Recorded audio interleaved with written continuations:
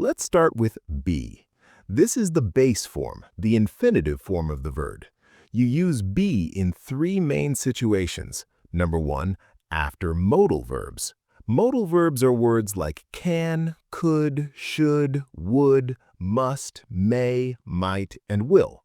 Listen to these examples. I must be on time for the meeting. You should be proud of yourself. We will be there at 7 o'clock. Notice how be comes right after the modal verb. That's your first clue.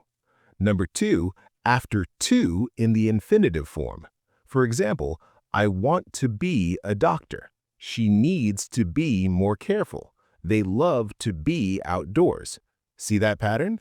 To be is the infinitive form, and we use it after verbs like want, need, love, and hope. Number three, this is the tricky one. After let in certain structures. Let me be clear about this. Now, here's something really important. We don't use be after subject pronouns like I, you, he, she, we, or they. This is where learners make mistakes. You never say I be tired or she be happy. That's incorrect in standard English. Instead, we conjugate be into am, is, or are. I am tired. She is happy. They are excited. Make sense so far? Good, because here's where it gets interesting. You might be wondering, okay, Arthur, I get be, but what about when I want to talk about experiences I've had? What about when I want to say I've experienced something? That's where been comes in. And once you understand this next part, you're going to have one of those beautiful aha moments. Ready? Let's go. Been is the past participle of be. Now, I know past participle sounds like complicated grammar terminology, but stay with me. I'm going to make this super simple. Been works with helping verbs, specifically have, has, and had. We use it in two perfect tenses, the present perfect and the past perfect. Let me break these down for you. First, present perfect. We use have been or has been to talk about experiences from the past that connect to the present, or situations that started in the past and continue now. Listen to these examples. I have been to Paris 3 times. This means in my life up until now, I've visited Paris 3 times. It's my experience. She has been sick since Monday. This means she became sick on Monday and she's still sick now as we're speaking. We have been friends for 10 years. The friendship started 10 years ago and continues today. Do you see the pattern? Been helps us connect the past to the present. It's like a bridge through time. Second, past perfect. We use had been when we're talking about something that happened before another action in the past. This is like going double back in time. Examples. I had been a teacher for 5 years before I started this podcast. So first I was a teacher for 5 years, and then later I started the podcast. They had been waiting for 2 hours when the bus finally arrived. First, they waited for 2 hours, and then the bus came. Here's a trick question for you. Can you say, I am been to London? No, that's incorrect. You can't use am, is, are with been. You can only use have, has, and had with been. So it's I have been to London, correct. I am been to London, incorrect. Write that down. Underline it. Put a star next to it. This is one of the most common mistakes I see, and now you're never going to make it again. Okay, so we've covered be, the base form. We've covered been, which helps us talk about experiences and past situations. But what about right now? What about actions that are happening at this very moment or ongoing situations? That's where our third form comes in, being, and this one might just be the most interesting of all. Stay with me. Being is the present participle form, and it serves two main purposes in English. Let me explain both of them in a way that'll stick with you forever. Purpose number 1, continuous or progressive tenses. We use being with the verb to be In continuous tenses, to talk about temporary behavior or actions happening now. Listen carefully. Why are you being so quiet today? This means you're quiet right now, temporarily, which is maybe unusual for you. He is being very kind to everyone.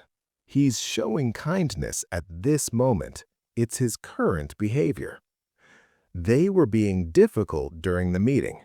During that specific meeting, they acted difficult. Notice something interesting? We use being to describe temporary states or behaviors. If someone says, "You are quiet," that might be your general personality. But if someone says, "You are being quiet," that means you're quiet right now, in this moment, perhaps unusually. This is powerful. You can use this to describe temporary behaviors. Stop being silly. You're acting silly right now. She's being very patient with the children. She's showing patience at this moment. Purpose number 2, passive voice. Now this is where being gets really interesting. We use being in passive voice continuous tenses. I know passive voice sounds complicated, but think of it this way. Instead of saying who does the action, we focus on what receives the action. Examples: the car is being repaired right now. We don't focus on who is repairing it, we focus on the car receiving the action. A new building is being constructed downtown. The building is receiving the action of construction. I felt like I was being watched. You were receiving the action of being watched. Here's a common mistake I want you to avoid. Don't say, "I am being to the store." That doesn't work. Being isn't used for location or movement. Instead, you'd say, "I am going to the store." Being is for states, behaviors, and passive constructions, not for actions like going, coming, or moving. All right, I know we've covered a lot of ground so far. Your brain might be feeling a little full right now, and that's completely normal. But here's the thing. Knowing the rules is one thing. Avoiding the common mistakes, that's where the magic happens. So, let me show you the top 3 mistakes I see students make with these words, and more importantly, how to fix them. This next section might just save you from future embarrassment. Let's talk about the mistakes I see all the time in my teaching. And don't worry, if you've made these mistakes, you're in good company. Even advanced learners slip up sometimes. Mistake number 1, mixing been and being. Students often say, "I have been busy lately." Incorrect. The correct form is, "I have been busy lately." Correct. Remember, after have, has, had, we use been, not being. Write it down. Have, has, had, plus been. Am, is, are, was, were, plus being. Mistake number 2. Using be instead of the conjugated form. I hear this one a lot. I be going to the store. Incorrect. It should be, I am going to the store. Correct. Unless you're using be after a modal verb or to, you need to conjugate it to am, is, or are in the present or was and were in the past. Mistake number 3. Forgetting been in present perfect. Sometimes students say, "I have to Paris." Incorrect. They mean, "I have been to Paris." Correct. When talking about life experiences and places you visited, always use have been to or has been to plus place. More examples. Have you been to Japan? Correct. She has been to that restaurant before. Correct. We've never been to a concert. Correct. You know what? I think you're ready for something special. Let's do a quick practice section together.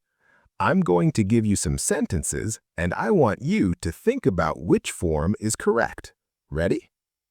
Okay, imagine you're sitting in a cafe with me right now.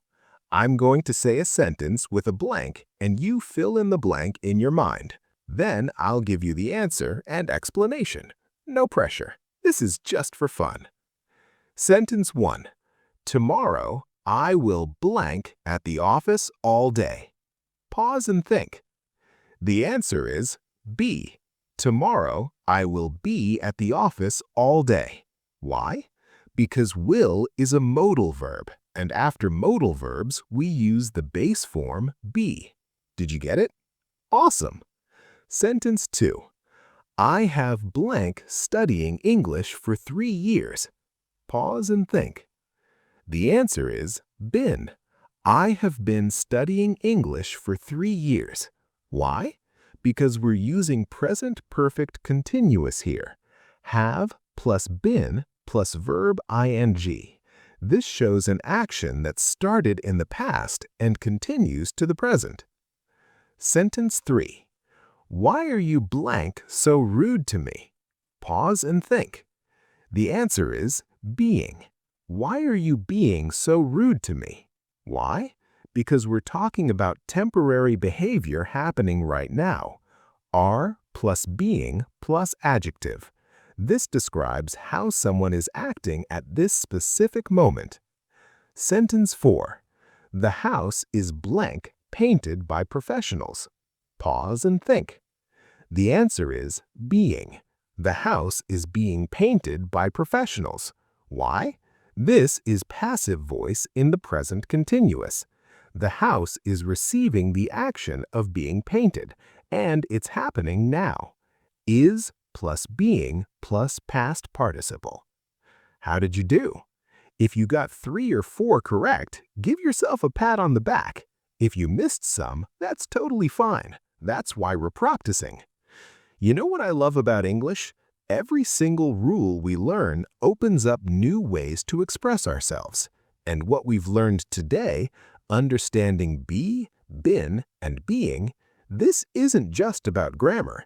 This is about giving you the confidence to speak freely, to express your thoughts clearly, and to stop second-guessing yourself. Let me bring this all home for you with a final summary. After this, you'll have everything you need. Let's recap everything we've learned today. Think of this as your cheat sheet. The key points you can return to anytime. Be, the base form. Use it after modal verbs. Will be, should be, can be. Use it in the infinitive. To be. Never use it alone after I, you, he, she, we, they. Been, the past participle. Use it after have, has, had. Perfect for talking about experiences. I've been to London. Great for showing duration. I've been here for 2 hours.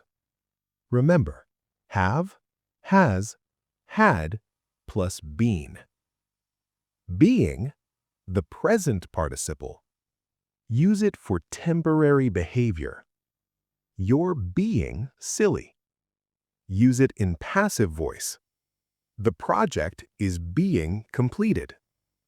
Pattern, am, is, are, was, were, plus being.